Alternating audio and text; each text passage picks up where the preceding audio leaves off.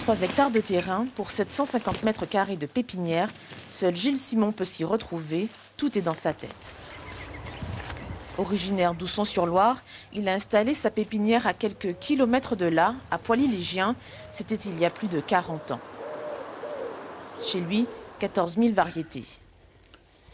Alors ça, c'est un chêne qui vient du Kadjastan, chêne dentata, qui monte à peu près 10 mètres et qui fait des feuilles énormes, avec des très gros glands, ces grosseurs-là.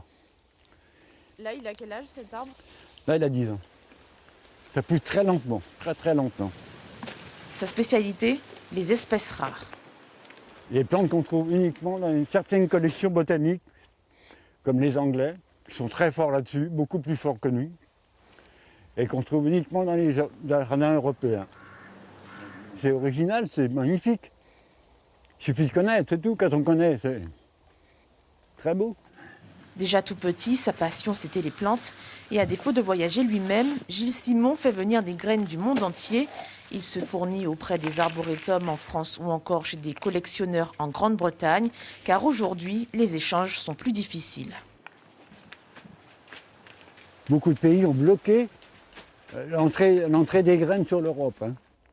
C'est-à-dire que pour avoir des graines des États-Unis, il faut passer par la Pologne, la Lituanie, et pour arriver en Europe. Vous voyez le manège qu'il faut faire maintenant pour avoir des graines. Malgré la retraite, Gilles Simon continue à s'occuper de son jardin, plus de 10 heures par jour.